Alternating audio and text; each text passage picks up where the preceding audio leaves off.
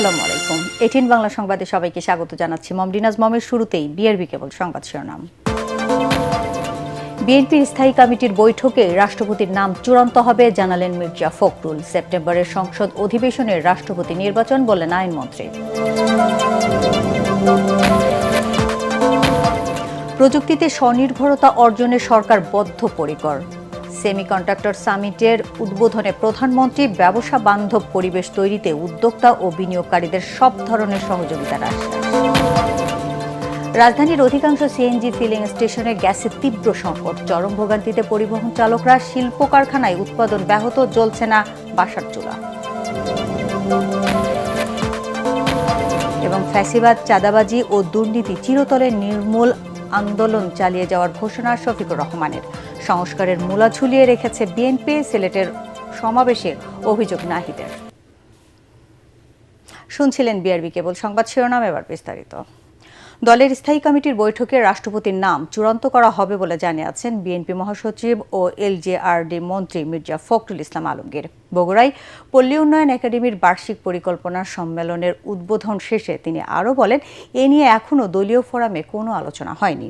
অন্যদিকে রাজধানীতে এক অনুষ্ঠানে দলের সিনিয়র যুগ্ম মহাসচিব রুহুল কবির রিজভী আশা প্রকাশ করছেন, পরবর্তী রাষ্ট্রপতি সততা ও নিষ্ঠার সাথে দায়িত্ব পালন করবেন।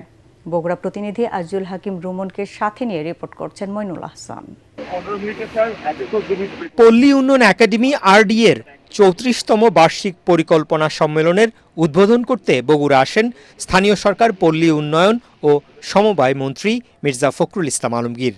প্রধান অতিথির বক্তব্যে গবেষণায় বরাদ্দ বাড়ানোর উপর গুরুত্ব দিয়ে মন্ত্রী বলেন, রাজনৈতিক তর্কের সংস্কৃতি থেকে বেরিয়ে দেশের কাজে মনোযোগ দিতে হবে। 15-16টা বছর ধরে এমন লুট করলো। আমি যখন আপনার 17 বছর পরে আমার এলাকা থেকে গ্রামে গেলাম, গিয়ে দেখি একটা রাস্তাও নাই, স্কুলগুলো ভেঙে পড়ে যাচ্ছে।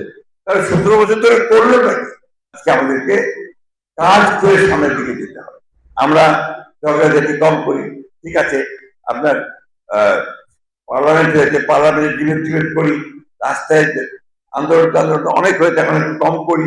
অনুষ্ঠান শেষে পরবর্তী রাষ্ট্রপতি নির্বাচন নিয়ে সাংবাদিকদের প্রশ্নের জবাব দিতে গিয়ে মির্জা ফখরুল জানান, এ নিয়ে এখনো দলীয় ফোরামে কোনো আলোচনা হয়নি।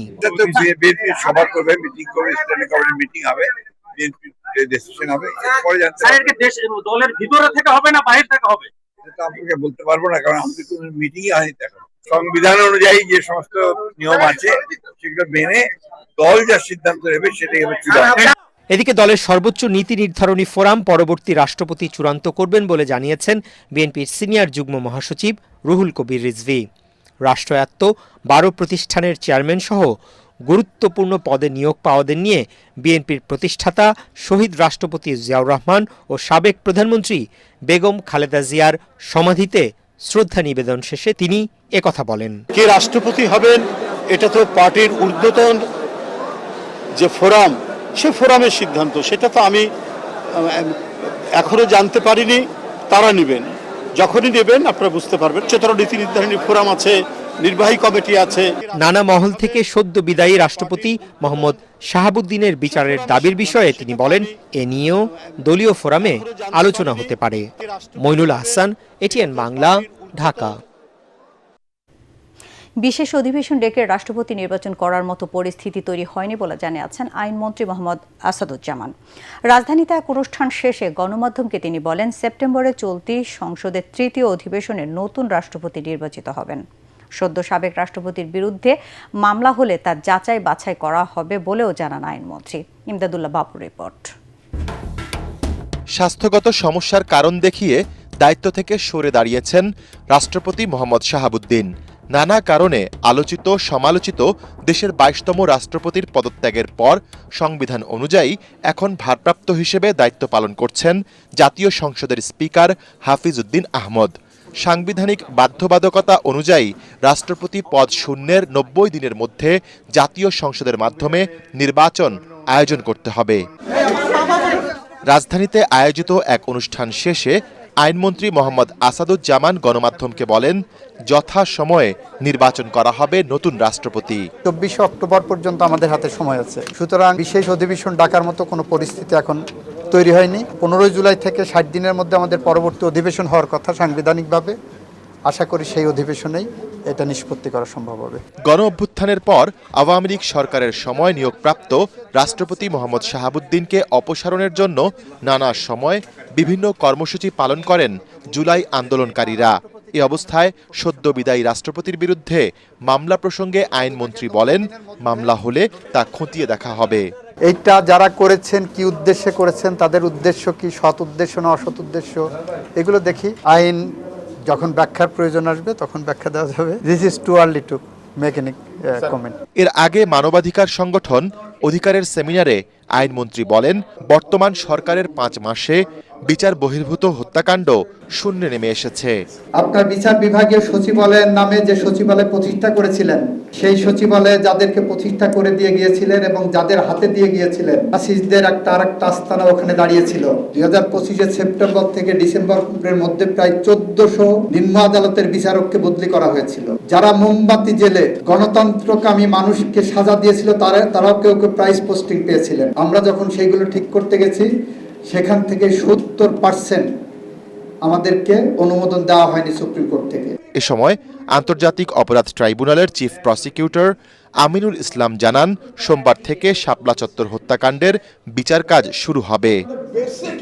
ইমদাদুল্লাহ বাবু, ATN বাংলা, ঢাকা।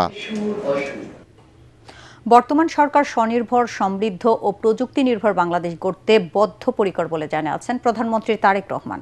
রাজধানীতে সেমিকন্ডাক্টর সিম্পোজিয়াম ও BEAR সামিটের উদ্বোধনে তিনি বলেন, মেধাভিত্তিক দেশ গড়ে তোলাই সরকারের লক্ষ্য। বর্তমান বিশ্বের আধুনিক প্রযুক্তিভিত্তিক সেমিকন্ডাক্টর শিল্পের বিশাল বাজার ধরতেই এই খাতকে অগ্রাধিকার দিয়ে ব্যবসা বান্ধব পরিবেশ তৈরির উদ্যোগ নিয়েছে সরকার বলেও জানান তারেক রহমান। কামরুজ্জামান রাজীবের রিপোর্ট। বাংলাদেশকে বৈশ্বিক সেমিকন্ডাক্টর ও ডিপ টেকনোলজি উদ্ভাবনের কেন্দ্র হিসেবে গড়ে তোলার লক্ষ্যে দুদিনব্যাপী ন্যাশনাল সেমিকন্ডাক্টর সিম্পোজিয়াম ও BEAR সামিটের আয়োজন করে বিজ্ঞান ও প্রযুক্তি মন্ত্রণালয় এবং বাংলাদেশ সেমিকন্ডাক্টর ইন্ডাস্ট্রি অ্যাসোসিয়েশন। রাজধানীর নব থিয়েটারে উদ্বোধনী অনুষ্ঠানে যোগ দিয়ে biotechnology, electronics, AI and robotics সম্মেলনের বিভিন্ন স্টল ঘুরে দেখেন প্রধানমন্ত্রী। পরে সেমিকন্ডাক্টর সিম্পোজিয়ামে অংশ নেন প্রধানমন্ত্রী। আয়োজনের লক্ষ্য, উদ্দেশ্য, সমস্যা ও সম্ভাবনা তুলে ধরেন ICT মন্ত্রী, উপদেষ্টা ও বিশেষজ্ঞরা। সামিটের উদ্বোধন ঘোষণা করে প্রধানমন্ত্রী বলেন, সেমিকন্ডাক্টর শুধু শিল্প নয়, আধুনিক প্রযুক্তির ভিত্তি। প্রযুক্তির চরম উৎকর্ষতার এ সময়ে সেমিকন্ডাক্টর অপরিহার্য। 2030 সালের মধ্যে এ শিল্পের $1 ট্রিলিয়ন বাজারে প্রবেশের লক্ষ্যমাত্রা পূরণই সরকারের উদ্দেশ্য। বর্তমান সরকার এমন একটা বাংলাদেশ গড়তে চায় যে বাংলাদেশটি হবে স্বনির্ভর, সমৃদ্ধ এবং প্রযুক্তি নির্ভর। মোবাইল ফোন থেকে শুরু করে আধুনিক কলকারখানা কিংবা মহাকাশ স্যাটেলাইট, প্রত্যেকটা ক্ষেত্রে সেমিকন্ডাক্টর অপরিহার্য। 2030 সালের মধ্যে সেমিকন্ডাক্টর শিল্প থেকে রফতানি আয়ের যে লক্ষ্যমাত্রা নির্ধারণ করা হয়েছে, ইনশাল্লাহ বাংলাদেশ সেটা পূরণ করতে সক্ষম হবে। প্রধানমন্ত্রী জানান, সেমিকন্ডাক্টর খাতকে এগিয়ে নিতে সরকার চলতি বাজেটে চাহিদা অনুযায়ী সব সুবিধা নিশ্চিত করেছে। বিনিয়োগ বান্ধব নীতি আর সব ধরনের সহযোগিতা নিয়ে ব্যবসায়ী, উদ্যোক্তা, বিনিয়োগকারীদের পাশে থাকবে সরকার। সেমিকন্ডাক্টর খাতকে সরকার একটি জাতীয় অগ্রাধিকার ভিত্তিক খাত হিসাবে আমরা বিবেচনা করছি। সেমিকন্ডাক্টর শিল্প তৈরির সকল কাঁচামালের উপরে সব ধরনের ট্যাক্স বা শুল্ক প্রত্যাহার করা হয়েছে। বর্তমান সরকার ইতিমধ্যে সেমিকন্ডাক্টর শিল্পের জন্য ব্যবসা বান্ধব পরিবেশ তৈরিতে সর্বাত্মক পরিকল্পনা বাস্তবায়নের কাজ শুরু করেছে। বহুমাত্রিক চ্যালেঞ্জের সীমাবদ্ধতা অতিক্রম করে সামনে এগিয়ে যেতে উন্নয়ন সহযোগীদের সমন্বিতভাবে কাজ করার আহ্বান জানান সরকার প্রধান। আমাদের সামনে নিঃসন্দেহে বহুমাত্রিক চ্যালেঞ্জ আছে। আন্তর্জাতিক বাজারে কঠিন প্রতিযোগিতাও রয়েছে। তবে সকল সীমাবদ্ধতাকে অতিক্রম করে এগিয়ে যাওয়ার অদম্য ইচ্ছাই কিন্তু আমাদের রয়েছে। কামরুজ্জামান রাজীব, ATN বাংলা, ঢাকা। গ্যাস সংকটে রাজধানীর অধিকাংশ CNG ফিলিং স্টেশন। দীর্ঘ সময় লাইনের অপেক্ষার পরও মিলছে না গ্যাস। চরম বিপাকে গ্যাস নির্ভর পরিবহনের চালকরা। একই অবস্থা বাসাবাড়ি ও শিল্প কারখানাগুলোতে। চাহিদা মতো গ্যাস না পাওয়ায় ব্যাহত হচ্ছে শিল্প কারখানার উৎপাদন। এদিকে ক্ষতিগ্রস্ত ভাসমান টার্মিনাল মেরামতের কাজ চলছে বলেও জানিয়েছে জ্বালানি বিভাগ। তরিক ইসলামের রিপোর্ট। এটি রাজধানীর তেজগাঁয়ের সিএনজি ফিলিং স্টেশনের চিত্র, যেখানে গ্যাসের জন্য ঘন্টার পর ঘন্টা অপেক্ষায় থাকতে দেখা যায় সিএনজি চালিত যানবাহনের চালকদের। দীর্ঘ সময় অপেক্ষার পরও চাহিদা মতো গ্যাস না পাওয়ায় ক্ষোভ জানান চালকরা। এই যে লাইন দূরছে 1 ঘন্টা, মুখে আইসি কি নাই, গ্যাস নাই, এখন কোথায় যাবে গাড়ি? না ধাক্কান ছাড়া উপায় আছে কোনো? যেটা সরকার দেখতে হবে না, বাড়াইলে কালকে বাড়ায় ভালো, আমরা এই কষ্ট সহ্য করতে রাজি নেই। আমরা যে পাম্পে যাই সেই পাম্পে মানে গ্যাস নাই। 4 ঘন্টা 5 ঘন্টা এই যে লাইনে দাঁড়াই রয়েছে। এদিকে বাসাবাড়িতে গ্যাস না থাকার প্রভাব পড়েছে মানুষের দৈনন্দিন জীবনে। গ্যাস সংকটে বাধ্য হয়েই বিকল্প উপায়ে চলছে রান্না। গ্যাস সংকটে ব্যাহত হচ্ছে শিল্প কারখানার উৎপাদন, যেখানে দীর্ঘমেয়াদে ক্ষতির মুখে পড়ার কথা জানান ব্যবসায়ীরা। খুব সংকীর্ণ অবস্থা, লোকজন বসে আছে, কর্মচারীদের বসায় বসায় টাকা দেওয়া হচ্ছে, কোনো প্রোডাকশন নাই। যে প্রোডাকশন হচ্ছে এটা দিয়ে পুরো মিলকে কভারেজ দেওয়া যাচ্ছে না। একটা সেকশন চালাই, একটা বন্ধ রাখি, একটা চালাই, একটা বন্ধ রাখি। গত 21 তারিখে মহেশখালীর ভাসমান টার্মিনালে অগ্নিকাণ্ডের কারণে ব্যাহত হচ্ছে গ্যাসের সরবরাহ, যা মেরামতে বিদেশ থেকে আগত বিশেষজ্ঞরা কাজ করছে বলে জানিয়েছে জ্বালানি বিভাগ। তরিক ইসলাম, এটিএন বাংলা, ঢাকা। দেশ থেকে চিরতরে ফ্যাসিবাদ, চাঁদাবাজি ও দুর্নীতি বিদায় না করা পর্যন্ত আন্দোলন চালিয়ে যাওয়ার ঘোষণা দিয়েছেন বিরোধী দলীয় নেতা ও জামায়াতে ইসলামের আমির ডাক্তার শফিকুর রহমান। সিলেট আলিয়া মাদ্রাসা মাঠে বিভাগীয় সমাবেশে তিনি একথা বলেন। গণভোটের রায় ও জুলাই সনদ বাস্তবায়নে কোনো গড়িমসি বরদাস্ত করা হবে না বলেও হুঁশিয়ারি দেন বিরোধী দলীয় নেতা। ওদিকে এনসিপির আহ্বায়ক নাহিদ ইসলাম বলেন, গত 16 বছর 31 দফা ও সংস্কারের মূলা ঝুলিয়ে জাতির সামনে প্রতারণা করছে বিএনপি। তপন কুমার সাহার ক্যামেরায় আরও জানাচ্ছেন খায়রুল ইসলাম।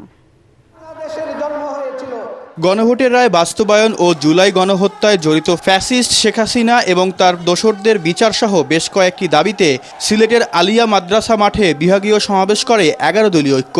এতে অংশ নেন সিলেটের বেশ কয়েকটি জেলার বিপুল সংখ্যক কর্মী সমর্থক। প্রখর রোদ উপেক্ষা করে ঘণ্টার পর ঘণ্টা তারা শোনেন শীর্ষ নেতাদের বক্তব্য। এ সময় 11 দলের শীর্ষ নেতৃবৃন্দ বলেন, সরকারের ঘাড়ে আওয়ামী লীগের ভূত ভর করেছে, তাই তারা গণভোটকে অস্বীকার করছে। আপনি দালালদের কথা না শুনে নিজের বিবেক দিয়ে যে সংস্কারের কথাগুলি জনগণ বলছে, এই সংস্কারগুলি করেন। বিরোধী দলীয় চিফ হুইপ নাহিদ ইসলাম বলেন, সরকার সব জায়গায় যেভাবে দলীয়করণ করছে তাতে স্থানীয় নির্বাচন সুষ্ঠু হবে না। দেশ থেকে দেশে তরুণরা জেগে উঠছে, রাজপথে অন্যায় বৈষম্য বিরুদ্ধে কথা বলছে। এটা জুলাই বিপ্লবের ধারাবাহিকতা। বিরোধী দলীয় নেতা ও জামায়াত ইসলামীর আমির ডাক্তার শফিকুর রহমান বলেন, সরকার ফ্যাসিবাদের পথে হেঁটে দুর্নীতিকে জাতীয়করণ করার চেষ্টা করছে। দেশ থেকে চাঁদাবাজ, দেশ থেকে দুর্নীতিবাজ, দেশ থেকে দুঃশাসন দূর না হওয়া পর্যন্ত আমাদের লড়াই তীব্র থেকে তীব্রতর হবে ইনশাআল্লাহ। ডাক্তার শফিকুর রহমান আরও বলেন, জীবন দিয়ে হলেও জুলাই সনদকে বাস্তবায়ন করবে বিরোধী দল। আমরা আমাদের শহীদদের সাথে বেঈমানি করব না, জুলাই যোদ্ধাদের সাথে বেঈমানি করব না, 18 কোটি মানুষের সাথে বেঈমানি করব না। আমরা কথা রাখবো ইনশাআল্লাহ, জীবন দিয়ে হলেও লড়াই করে কথা রাখবো ইনশাআল্লাহ। আবারও কেউ যদি ফ্যাসিবাদ হয়ে ওঠার চেষ্টা করে তাহলে তাদের পরিণতি হবে ভয়াবহ বলে হুঁশিয়ারি দেন জামায়াতের আমির। সিলেট দিয়ে শেষ হলো ঢাকার বাইরে গণভোটের রায় ও জুলাই সনদ বাস্তবায়নের দাবিতে 11 দলীয় ঐক্যের বিভাগীয় সমাবেশ। এ সময় আরও একটি অনিবার্য বিপ্লবের জন্য সকলকে প্রস্তুতি নেওয়ার আহ্বান জানান বক্তারা। বলেন, শরীরের শেষ রক্তবিন্দু দিয়ে হলেও রক্ষা করা হবে জুলাইকে। খায়রুল ইসলাম, এটিএন বাংলা, সিলেট। শিক্ষার্থীদের মেধা ও উদ্ভাবনী ক্ষমতা বিকাশে শিক্ষা প্রতিষ্ঠান ও শিক্ষকদের আরও কার্যকর ভূমিকা রাখার তাগিদ দিয়েছেন প্রাথমিক ও গণশিক্ষা প্রতিমন্ত্রী ববি হাজ্জাজ। শনিবার রাজধানীর পূর্বাঞ্চলে বাংলাদেশ চীন মৈত্রী সম্মেলন কেন্দ্রে দ্য ডেইলি স্টার ও প্রাইম ব্যাংক ও এবং এ লেভেল পরীক্ষায় কৃতিত্ব অর্জনকারী কৃতি শিক্ষার্থীদের সংবর্ধনায় এ বিষয়ে কথা বলেন তিনি। অনুষ্ঠানে 112টি ইংলিশ মিডিয়ামের 2545 জন শিক্ষার্থীকে সনদ ও পুরস্কৃত করা হয়। বিস্তারিত জামিল হাসান শান্তর রিপোর্টে। এই স্বীকৃতি মেধা, পরিশ্রম আর সাফল্যের। দেশের কৃতি শিক্ষার্থীদের উজ্জীবিত করতে বাংলাদেশ চীন মৈত্রী সম্মেলন কেন্দ্রে ও এবং এ লেভেল অর্জনকারীদের এই মিলন মেলা। এবছর দেশের ১১২টি ইংলিশ মিডিয়ামের ২৫৪৫ জন কৃতি শিক্ষার্থীকে সংবর্ধনা জানিয়েছেন দ্য ডেইলি স্টার ও প্রাইম ব্যাংক। এ সময় পিএইচপি পরিবারের চেয়ারম্যান সুফি মোহাম্মদ মিজানুর রহমান ভবিষ্যতের অনুপ্রেরণায় সম্মাননার গুরুত্ব তুলে ধরেন। আমরা যারা অভিভাবক, আমাদের সবচেয়ে বড় দায়িত্ব আমাদের সন্তানদেরকে ভালো লেখাপড়া দেওয়া, স্বভাব চরিত্র মূল্যবোধে বিকশিত করে তাদেরকে ভালো মানুষ হিসাবে গড়ে তোলা আমাদের অনেক বড় দায়িত্ব। মৎস্য ও প্রাণী সম্পদ প্রতিমন্ত্রী সুলতান সালাউদ্দিন টুকু শিক্ষার্থীদের ব্যক্তিগত সাফল্য দেশের জন্য দক্ষ ও যোগ্য মানব সম্পদ গড়ে তুলতে বড় ভূমিকা রাখবে বলে উল্লেখ করেন। ভালো করলে যে সমাজে একটা স্বীকৃতি আছে এটি তারা অনুভব করবে এবং আরো ভালো করার চেষ্টা করবে ভবিষ্যতে। আমাদের যে বিল্ডার্স আছে এই নেশনে তাদেরকে সেলুট করতে আসছি এবং তারাই হচ্ছে আমাদের ফিউচার। প্রাথমিক ও গণশিক্ষা প্রতিমন্ত্রী ববি হাজ্জাজ বলেন, শিক্ষার্থীদের প্রতিভা বিকাশে উদ্ভাবনী চিন্তা ও দক্ষতা অর্জনে গুরুত্ব দিচ্ছে সরকার। আমার স্কুলের প্রিন্সিপাল, টিচার্স, অ্যাডমিনিস্ট্রেটর যারা আজকে উপস্থিত আছেন, আপনারা আপনাদের স্কুলে যদি এই ধরনের প্রোগ্রাম শুরু করেন, গণপ্রজাতন্ত্রী বাংলাদেশ সরকার আপনাদের সকল সহযোগিতায় আপনাদের পাশে থাকবে ইনশাআল্লাহ। এমন স্বীকৃতি পেয়ে উচ্ছ্বাসিত কৃতি শিক্ষার্থীরা, সন্তানদের এমন গৌরবোজ্জ্বল অর্জনে আনন্দিত অভিভাবকরাও। এটা আসলে আমার প্যারেন্টসের জন্য একটা রিটার্ন গিফট। এই অ্যাওয়ার্ডটার জন্য আমি আমার মা বাবাকে অনেক থ্যাংক ইউ দিতে চাবো। এই রেকগনিশনের মাধ্যমে বাংলাদেশ বিনির্মাণে নিজেদেরকে নিয়োজিত করবে। জামিল হাসান শান্ত, এটিএন বাংলা, ঢাকা। সৌদি আরবের মর্যাদাপূর্ণ রেড সি আন্তর্জাতিক চলচ্চিত্র উৎসবে প্রথমবারের মতো অংশ নিতে যাচ্ছে বাংলাদেশ। এই উপলক্ষে জেদ্দায় কাসাডিওরা হোটেলে রিপোর্টার্স অ্যাসোসিয়েশন সৌদি আরবের সঙ্গে মতবিনিময় করেন রেড সি ফিল্ম ফেস্টিভ্যালের প্রতিনিধি ও সৌদি সংস্কৃতি মন্ত্রণালয়ের উপদেষ্টা নসিন আহমেদ। উৎসবের মাধ্যমে বাংলাদেশি নির্মাতা, শিল্পী ও প্রযোজকরা আন্তর্জাতিক অঙ্গনে নিজেদের তুলে ধরার সুযোগ পাবেন। আগামী 6 থেকে 11 ডিসেম্বর প্রবাসী বাংলাদেশিদের জন্য থাকছে বিশেষ সাংস্কৃতিক অনুষ্ঠান। এ সময় রিপোর্টার্স অ্যাসোসিয়েশনের প্রধান উপদেষ্টা MY আলাউদ্দিন, সিনিয়র যুগ্ম সাধারণ সম্পাদক মোহাম্মদ ফিরোজ, সংগঠনের সহ সভাপতি ও এটিএন বাংলার সৌদি আরব প্রতিনিধি সাজিদুল ইসলাম সহ আরও অনেকে উপস্থিত ছিলেন। এবার আন্তর্জাতিক সংবাদ।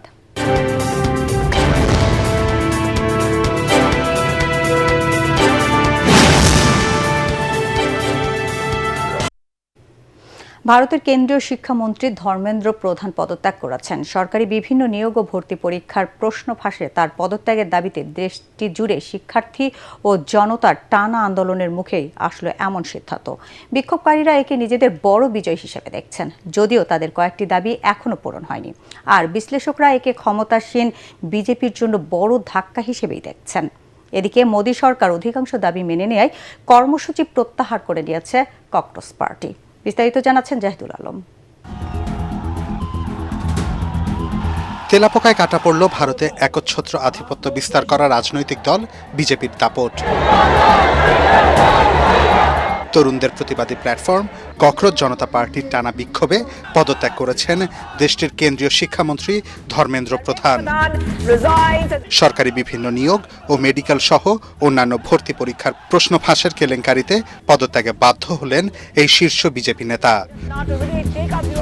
সামাজিক যোগাযোগ মাধ্যমে ধর্মেন্দ্র জানান, বর্তমান পরিস্থিতিতে কোনো রাষ্ট্রবিরোধী শক্তি যেন সুযোগ নিতে না পারে, সে কারণে তিনি সরে দাঁড়িয়েছেন। তাছাড়া শিক্ষার্থীরা যেন আন্দোলন ও আইনি জটিলতায় না জড়িয়ে পড়াশোনা ও ভবিষ্যৎ গঠনে মনোযোগ দিতে পারে, সেটিই চান তিনি। আন্দোলনের নেতৃত্ব দেওয়া ককরোচ জনতা পার্টি সিজেপি একে বড় বিজয় বলে দাবি করেছে। তবে সংগঠনটি বলছে, প্রশ্ন ফাঁসের জেরে আত্মহত্যা করা শিক্ষার্থীদের পরিবারকে ক্ষতিপূরণ, আন্দোলনকারীদের বিরুদ্ধে শাস্তিমূলক ব্যবস্থা না নেওয়া এবং নিপীড়ন চালানো পুলিশ সদস্যদের প্রকাশ্যে ক্ষমা চাইতে হবে। প্রশ্ন ফাঁসের ঘটনায় গত কয়েকদিন ধরে ভারতের বিভিন্ন শহরে চলে বিক্ষোভ। এর আগে পরিস্থিতি নিয়ন্ত্রণে প্রশ্ন ফাঁসের মামলার দ্রুত বিচার এবং পরীক্ষা ব্যবস্থায় জালিয়াতি ও দুর্নীতি ঠেকাতে কঠোর আইন করার ঘোষণা দেয় মোদী সরকার। তবে দমাতে পারেনি জেনজিদের।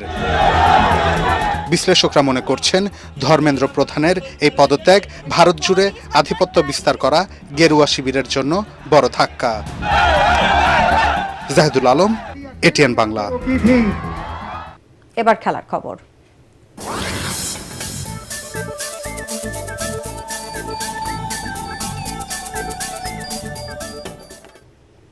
বর্ণাঢ্য আয়োজনে দক্ষিণ এশিয়ার বিশ্বকাপ খ্যাত সাফ চ্যাম্পিয়নশিপের লোগো উন্মোচন অনুষ্ঠান হয়েছে। শনিবার রাজধানীর এক হোটেলে লোগো উন্মোচন শেষে বাংলাদেশ জাতীয় দলের কোচ ও খেলোয়াড়রা জানান, দেশের মানুষের মুখে হাসি ফোটাতে চান। 23 বছরের শিরোপা খরা ঘোচাতে মাঠে নামবে তারা। আরও জানাচ্ছেন পরাগ আরমান। দক্ষিণ এশিয়ার সবচেয়ে বড় এবং মর্যাদাপূর্ণ ফুটবল আসর সাফ চ্যাম্পিয়নশিপ চতুর্থবারের মতো আয়োজন করতে যাচ্ছে বাংলাদেশ। আগামী 4 থেকে 17 নভেম্বর ঢাকায় হবে এই প্রতিযোগিতা। টুর্নামেন্টের title sponsor mobile brand Tecno. প্রতিযোগিতাকে সামনে রেখে রাজধানীর এক হোটেলে জমকালো আয়োজন হয়ে গেল লোগো উন্মোচন। এ সময় সাফ সাধারণ সম্পাদক পুরুষোত্তম কাট্টেল জানান, সাফ চ্যাম্পিয়নশিপের মাধ্যমে প্রতিবেশী দেশগুলো একটি ভালোবাসার মঞ্চে একত্রিত হয়। আমরা এমন একটি টুর্নামেন্ট উপহার দিতে চাই যা এই অঞ্চলের কোটি কোটি দর্শককে অনুপ্রাণিত করবে। দক্ষিণ এশিয়ায় ফুটবল প্রেমীদের জন্য স্মরণীয় অভিজ্ঞতা হয়ে থাকবে। স্পন্সর প্রতিষ্ঠান টেকনোর পক্ষে আইস্মার্ট ইউ টেকনোলজির সিইও রেজওয়ানুল হক জানান, দেশের ফুটবলের বৈশ্বিক যাত্রায় টেকনো গুরুত্বপূর্ণ অংশে পরিণত হয়েছে। এমন একটি টুর্নামেন্ট আয়োজনের প্রত্যাশা করি যা বন্ধুত্ব ও আঞ্চলিক ঐক্যের এক অনন্য উদাহরণ হয়ে থাকবে। এদিকে বাংলাদেশ জাতীয় দলের ফুটবলাররা 23 বছরের শিরোপা খরা ঘোচাতে মরিয়া হয়ে আছেন। আমরা ওভার এক্সাইটেড হইতে চাই না বা ওভার কনফিডেন্ট হইতে চাই না। আমরা আমাদের নরমাল খেলা খেলতে চাই এবং আমরা আশা করছি আমরা এই সাফ ইনশাল্লাহ আমরা বাংলাদেশের রাখতে পারি। 23 বছর আগে আমরা সাফ জিতেছি। আসলে এটা আমাদের মনে হয় সবার মেন টার্গেট এবং আমরা আসলে এই সাফটা জিততে চাই। 2003 সালে সবশেষ সাফ ফুটবলে চ্যাম্পিয়ন হয়েছিল বাংলাদেশ। এরপর 8টি টুর্নামেন্ট হয়ে গেলেও বাংলাদেশ শিরোপার স্পর্শ পায়নি। এবার নিজ দেশে আবারও শিরোপা জয়ের স্বপ্ন দেখছে লাল সবুজের দল। পরাগ আরমান, এটিএন বাংলা, ঢাকা। শেষ করার আগে বিআরবি কেবল সংবাদ শিরোনাম আরেকবার। বিএনপির স্থায়ী কমিটির বৈঠকে রাষ্ট্রপতির নাম চূড়ান্ত হবে, জানালেন মির্জা ফখরুল। সেপ্টেম্বরের সংসদ অধিবেশনে রাষ্ট্রপতি নির্বাচন বললেন আইনমন্ত্রী।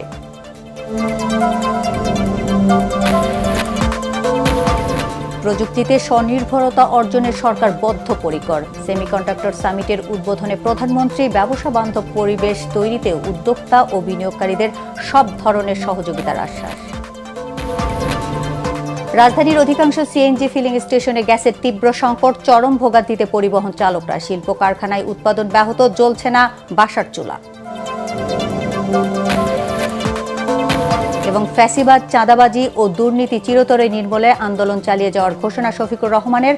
সংস্কারের মূলা ঝুলিয়ে রেখেছে বিএনপি। সিলেটের সমাবেশে অভিযোগ নাহিদের। দর্শক, পরবর্তী সংবাদ দেখার আমন্ত্রণ জানিয়ে এখনকার মতো শেষ করছি। এটিএন বাংলা সংবাদ ইউটিউবে দেখতে ব্রাউজ করুন youtube/ATN Bangla News। ধন্যবাদ সবাইকে।